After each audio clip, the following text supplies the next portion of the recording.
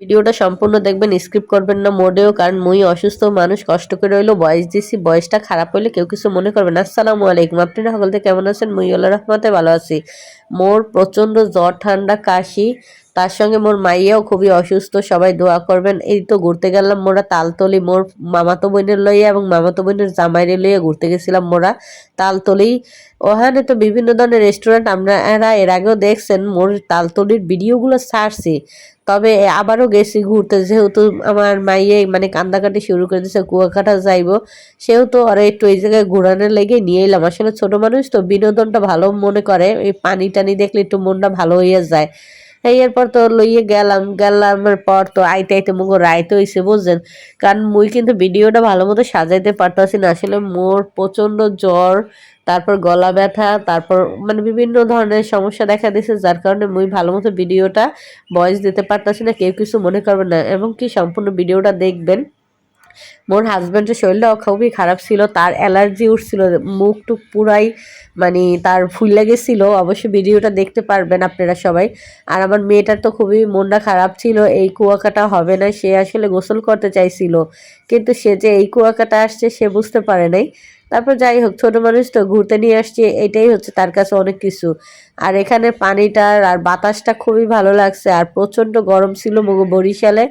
এই বরিশালে এত পরিমাণ গরম ছিল যে, যার কারণে মোরা একটু চলে এলাম একটু হাওয়া বাতাস খাওয়ার জন্য। এখানে আসার পর ভালোই ঠান্ডা লাগছে, খারাপ লাগে না অতটা, কিন্তু আমার প্রচন্ড গলা ব্যথা ছিল, যার কারণে প্রথমে কিন্তু দেখছেন যে আমরা চাটা খাইয়ে নিছি। তারপর এই তো আহ, মানে বিকেল হয়ে গেল, বিকেল হয়ে যাওয়ার পর তো একটু কিছু খাওয়া দাওয়া করবো, খাওয়া দাওয়া করে তারপর সন্ধ্যার দিক বাসায় চলে যাবো, এরকমই ছিল। কি আমার ছোট ভাইকেও আসতে বলছিলাম, সে আসে নাই, আমার সাথে রাগ করে, জানি না কি কারণে রাগ করছে, রাগ করে তো নিজেই লস করলো। আসলে কেউ কার সাথে কখনো রাগ করে থাকতে হয় না, অল্প রাগ করে তার সাথে মানে ভালো হয়ে যাওয়াটা উচিত আমি মনে করি। আমি রাগ করে বেশিক্ষণ থাকি না, কারণ রাগ করে থাকলে সেটা লস হয়।